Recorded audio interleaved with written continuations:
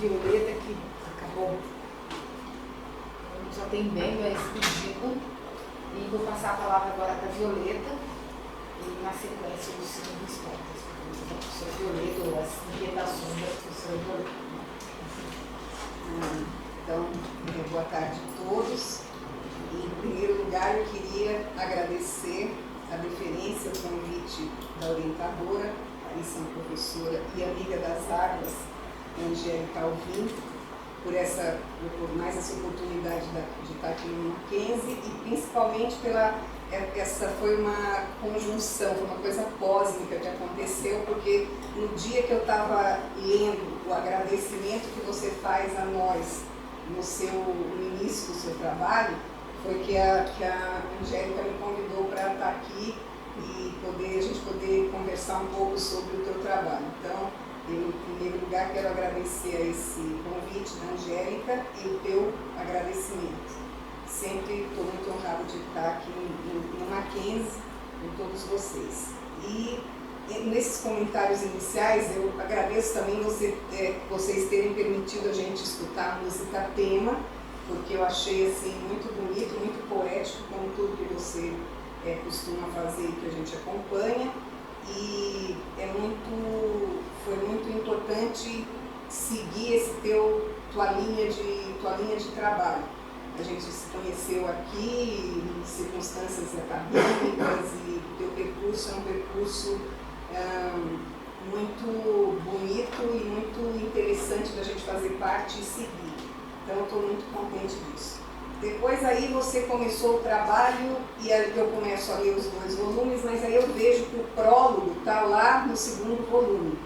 E eu então fui primeiro, não aguentei, eu fui ao prólogo. E o prólogo é realmente um incentivo e uma inspiração. O teu prólogo com as citações de Kipling, de João Cabral, de Guimarães Rosa, forma um texto muito poético, muito bonito, que incentiva a leitura. Então, espero que numa publicação o prólogo não fique lá atrás, mas ele venha nos incentivar já no papel dele de prólogo mesmo. Eu entendi a tua ideia de que a gente está num processo mais acadêmico, mas é uma peça muito bonita de leitura e de incentivo, onde inclusive você, e a gente apoia muito, você cita o acidente de Mariana. Então eu acho que ficou super oportuno e é um texto belíssimo, então eu não resisti e eu fui ao prólogo primeiro, que estava lá no fim, no segundo volume, né? E especialmente quando você tem a conversa de Gunga sobre o deus Indra, e tudo, assim, realmente você fez um mosaico muito bonito nesse prólogo, então eu já fiquei muito incentivada a seguir a leitura. Segundo, você escreve muito bem. Eu sou uma pessoa que fica vendo se falta crase, se faltam as coisas, eu sou assim. Então, assim, é muito fluida a leitura. Então, a gente fica interessado do começo até o final. E então é uma coisa hoje muito difícil da gente encontrar os textos que você gosta de caminhar, de seguir por eles. Então, também parabenizo a forma de escrita, que está muito interessante. Então, em geral, eu faço até nessa parte formal muitos reparos, e assim, não tenho mesmo que reparar, a não ser o corretor ortográfico, que às vezes você já estava cansado, talvez lá no fim, algumas coisinhas muito pequenas, mas basicamente é um texto muito bem escrito. Tem 30 dias para depois fazer as pequenas correções. Tem as pequenas correções, mas são muito pequenas. Aí a gente vai, você tem então, no sumário que você nos apresentou, então você tem uma armação desse trabalho com uma metodologia ela está muito presente e ela aparece com muita força. Então isso também é um ponto que eu considero positivo, porque tem um arranjo metodológico, tem uma forma de apresentação e concatenação de ideias que mostra essa saga, mostra o trabalho, se amarra, ele tem assim, a gente sente as fases de muito suor e lágrimas por aí, mas a gente vê que tem está muito amarrado, que também obviamente uma referência sobre a orientação de excelência que você tem, né? Aí a gente vai mostrando, então você tem uma coisa que eu vejo, que esse trabalho sendo de fôlego assim, mesmo assim ele é pleno, eu escrevi aqui, de delicadezas e de um posicionamento cidadão. É um posicionamento de cidadão, de construtor, de vivente da cidade. Então eu acho isso muito importante como âncora do trabalho. Ele tem situações de sutilezas que trazem, a gente fica interessado em saber quais são as tuas ideias para ao longo do teu trabalho. Numa dissertação de mestrado, você não é obrigado a ser inédito. Você falou aqui de alguns ineditismos, mas não é aqui que tem que ser inédito. Você poderá ser inédito na tua tese de doutoramento, que eu logo espero que já siga, mas de qualquer forma é um trabalho muito filigranado, urdido, tecido, ele é tecido. Aí, cada uma dessas partes que você apresenta no sumário, você apresentou aqui para nós, até vou fazer já que a apresentação estava bastante sucinta, dá para se ter uma ideia do fôlego do trabalho. Cada uma dessas partes, ela tem uma autonomia para ser apreciada, para ser estudada e compartilhada didaticamente em separado. Isso é super interessante, porque você pode tirar daqui artigos e esse didatismo dessas partes, ela nos conforma para uma leitura e eu vou sempre estar muito bem informada se eu for fazer leituras separadas, mas isso porque você tem os elementos de um conjunto que se sustenta metodologicamente, mas eles têm autonomia, eles estão muito bem trabalhados, já que está o urdidura e o tecido, que eu achei muito legal isso, então na verdade está muito bem ordenado e tem essa autonomia, mas fazendo parte de um conjunto. Então eu acho que isso é um ponto positivo, porque não é uma junção assim, sem uma ligação, mas tem autonomia, porque cada tema desse foi tratado com muita profundidade. Depois eu vou ler aqui uma frase, porque eu tirei esse sobressair, porque é muito interessante com essas delicadezas que eu estava citando. Você cita na página 13 do volume 1, pretende-se lançar mão da concepção de sítio urbano a partir dos atributos físicos de um sítio geográfico, mas principalmente na expressão do tecido urbano enquanto conceito que configura graficamente a cidade e cuja configuração se molda a partir do relevo desse sítio precedente, como uma echarpe de seda pousando sobre a terra. É lindo isso, é exatamente isso. Força, delicadeza, situações de precedência, situações do que você chama de diferença de precedência e de originalidade do sítio. Então essa imagem é uma imagem que eu vou guardar aqui, eu já estou citando, queria que todos pudessem depois fazer essa leitura, mas é muito bonito que uma echarpe de seda pouse delicadamente sobre situações que elas são mais inóspitas. Então a gente pode contribuir com o desenho para que isso seja amenizado. Então achei lindo essa imagem, tá? Depois as referências bibliográficas são consistentes para embasamento técnico na ponte entre geografia e urbanismo. Eu sou suspeita para falar disso porque eu sou doutora em geografia, sou arquiteta urbanista e doutora em geografia. Então, quando eu vejo que a gente pode seguir no que o professor Milton Santos nos classifica como espaciólogos, que todos somos, nós somos espaciólogos. Nós lidamos com o espaço, independente da gente ser arquiteto, urbanista, geógrafo, engenheiro, a gente lida com as questões espaciais, a gente lida com o espaço que a gente vive, a gente tem a obrigação de conhecê-lo.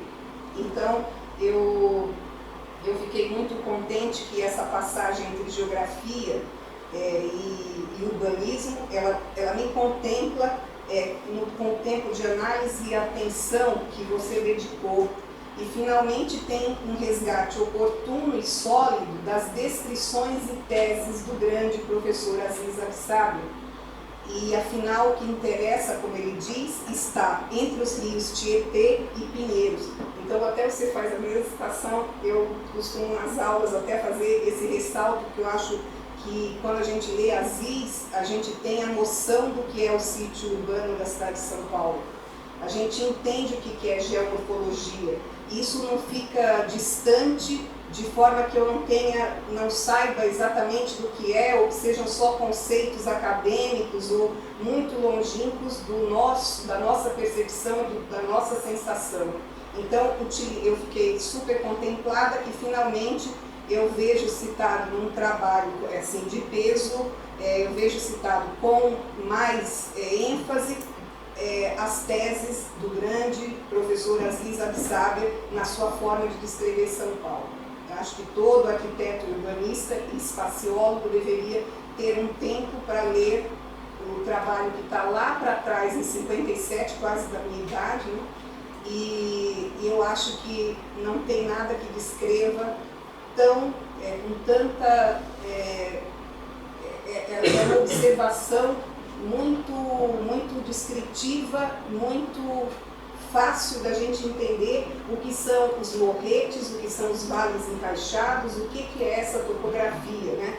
E principalmente devia ler quem planeja tanta ciclovia e que não sabe exatamente da topografia. Então faz bem todo mundo ler Aziz, então eu estou contempladíssima. Depois você tem uma coisa que eu chamei aqui de chuva de palavras, que o título de uma publicação como a tua deveria se chamar Rios, Ruas e Pessoas. Rios e Ruas é o nome de um livro assim, para você, porque a gente faz esse caminho quando a gente pensa em rios e ruas, e a gente começa a pensar que essa hidrografia ela não está mais ressaltada, que ela não está mais visível. E me lembra muitas assim, aulas que eu diante de alunos, perguntava assim, aqui então, nessa gravura, aqui nessa aquarela, 1700 e pouco, a gente vê o rio Tamanduateí. Aí todo mundo, mas o que é o rio? Onde está o rio? A gente não vê mais quando você está no Mosteiro de São Bento, você não está mais, é uma colina, você não está mais olhando o rio. Esse rio está totalmente escondido da nossa percepção, e nem que seja historicamente, a gente devia entender como é essa urdidura hidrográfica, usando a tua palavra, urdidura, acho que urdidura é maravilhosa.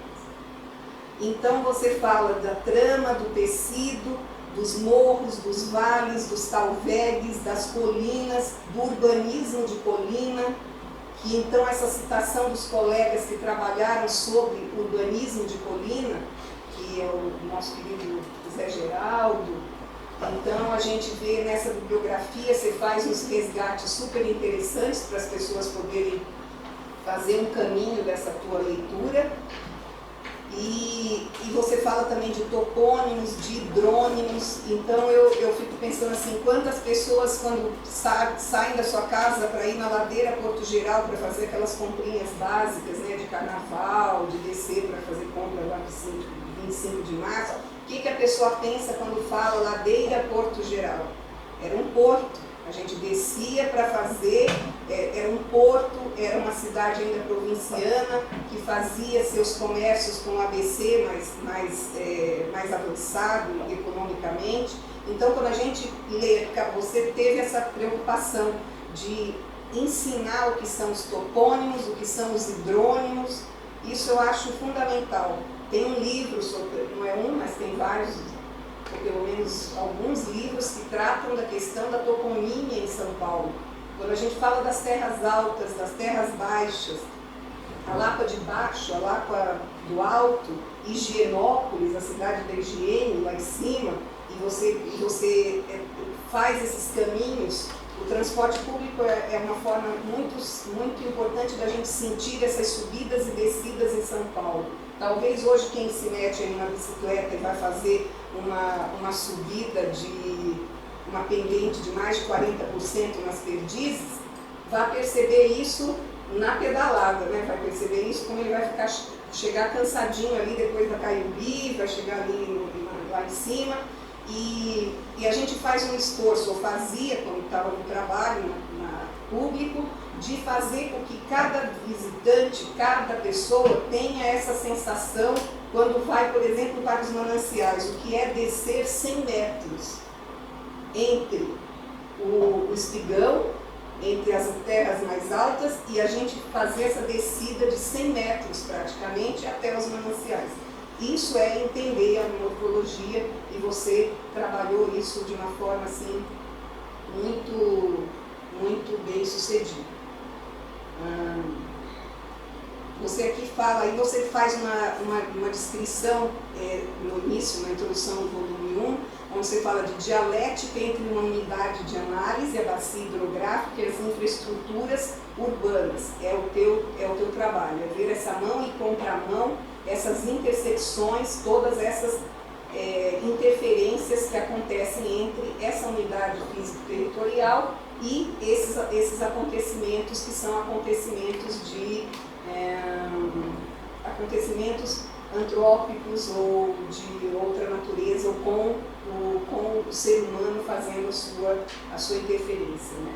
E aí você vai falar ali no bloco, na revisão bibliográfica, eu te pergunto assim, por que você fala que essa revisão bibliográfica na primeira parte, ali na introdução do volume, você fala que é inédito? Eu não incorreria, é um pouco forte falar que é inédito, porque, na verdade, a gente tem... bom, aqui eu não pus. Na revisão, logo na introdução, esqueci de pôr a página aqui. Você citou isso aqui Então, defenda para mim esse ineditismo. Eu queria entender, porque você estava falando, quando eu fui ler, que nessa revisão bibliográfica, e também nas operações de overlay ou de subtração e adição cartográfica, tinha um ineditismo, então eu queria que você reforçasse um pouco mais para me mostrar, porque isso não vai diminuir em nada o trabalho que você fez, mas a gente precisa ser cuidadoso, porque pode ter passado, outras pessoas já fizeram, com certeza, uma ação de reconhecimento temporal entre Sara Brasil, que já tem um trabalho excelente teu de fazer esse resgate, de usar essa cartografia, né? Então depois a gente podia conversar um pouquinho disso. Aí você faz um resgate que, para mim, ele é básico e ele é justo, que é resgatar de forma louvável, comentado, a boa prática que é o Parque Ticoatira. Nós estamos falando de uma boa prática que tem quase 40 anos, então a gente está falando sim de um bom exemplo urbanístico na Zona Leste, sendo um pulmão ainda, uma boa qualidade de desenho. Então eu fico felicíssima que você faz esse resgate, e eu acho que é um resgate justo para os colegas que fizeram, o Sérgio e a Nina, e um tipo de andamento naqueles tempos de quase 40 anos atrás, no poder público, que tinha uma preocupação com o desenho e com a urbanização socioambiental. Então, resgatar essa história do Parque Ticoatira, com os anexos que você coloca no final, com as plantas, acho assim altamente didático, informativo e justo. Então, eu estou fazendo aqui E isso a gente tem outros exemplos na cidade. Então, a gente tem Cantinho do Céu, a gente tem Vargem Grande, Cratera da Colônia, e outras situações onde essa tua metodologia, ela pode sim ser transplantada, ser vista de outra forma, que acho que é teu objetivo, transplantar esse teu modelo, né? Outros exemplos, no recorte temporal, os exercícios de composição cartográfica digital teus foram bastante bem sucedidos. Eu acho muito interessante, somente que o termo rastreio, ele para traduzir raster não se adequa, e eu sugeriria se referir ao modelo raster como matricial, tá? O rastreio não é uma boa tradução para raster, então a gente pode traduzir por matricial. E se as escalas de Sara Brasil são de 1 para 20 mil e 1 para 5 mil, a escolha dos 50 mil vem de onde? Porque está na página, será que foi um erro de digitação? Se na página 118 do primeiro volume, você tem, você diz que a escolha da escala 1 para 50.000 foi considerada a mais adequada. Então depois me dá uma explicação, por favor, por quê? Está na página 118 do primeiro volume, e eu estou super interessada em conhecer o teu livro de folhas articuladas. Deve ter ficado muito legal esse livro de folhas articuladas. Você cita as folhas tamanho ofício com essa articulação. Eu queria que você falasse um pouco mais dessa forma de método, mas não se alongar, depois a gente até pode, isso é uma coisa muito técnica também. Interessantes os resultados obtidos nas operações de digitalização e composição, que você chamou de subtração, adição e os overlays, né, entre raster e vector. E importante porque aí a gente quebra o mito das mágicas digitais, né, e resultados instantâneos, porque sem peopleware não sai nada. Então a tua análise é analógica, forte, é uma análise de conteúdo do conhecimento, da tua experiência para poder validar o teu modelo. Então eu acho legal porque a gente, sem o peopleware, que eu estou chamando peopleware aqui, que é uma forma que eu dirijo sempre essa capacidade nossa de lidar com as tecnologias, não se alcançam resultados e nem se facilita a análise. E ao final, o que aconteceu foi também uma análise analógica. Tem uma análise analógica, tá? Então você quebra um pouco o mito dessa coisa de que a árvore de Natal, de que eu compro um software, aperto o botão, aperto botões e sai tudo magicamente. Não, não sai. Sai se eu tiver repertório para analisar, que foi como você fez. Então, a metodologia de análise para observação do território foi interessante da quebra das escalas, da sequência das escalas de máxima, intermediária e mínima, né, entre o regional, o metropolitano e o local. Realmente é um método claro. E a tua modelagem eu estou chamando, não foi como você escreveu ali, mas eu estou batizando de uma modelagem multicriterial, onde você analisa a situação para uma priorização nas intervenções. Então,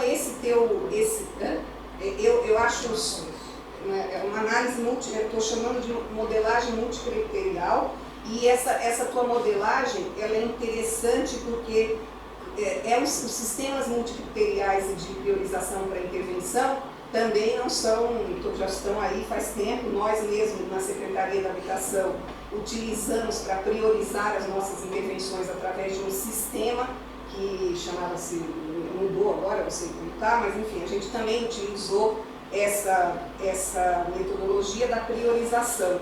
E ela é certamente muito útil. E esse álbum que está no apêndice do volume 2, ele certamente deverá por aí ser, eu faria depois um envio a partir da própria universidade, um envio para organismos que têm essa competência, porque com certeza a gente vai ficando relaxado e pelo assoberbamento de milhões de outros trabalhos, com certeza vai trazer luzes para a situação desses tamponamentos, dessas mediações de tamponamento, abertura ou de ainda abertura, facilitando o que você chama aí da intervenção estratégica pelo projeto urbano, né, que você cita lá. E aí eu vou fazer só um comentário, que as pré-existências física e social no tempo, como harmonizar, recuperar e urdir estes novos tecidos, porque você vai falar você mostrou debaixo daquele viaduto, onde o viaduto ele serve de anteparo, de abrigo, de estrutura, mas ali você tem habitação, né? Você tem moradia, você tem populações, né? Então a gente tem uma pré-existência que ela não está na originalidade conceitual que você citou, né? Mas ela é precedente e ela deve ser consideradíssima, né? Então a gente precisa resgatar, dar um pouco mais de luzes a essa. Então eu chamo das pré-existências física e social no tempo, como você acha que isso pode ser harmonizado, recuperado através do projeto, né? E dentro da evidência, estou acabando, né, Júlia?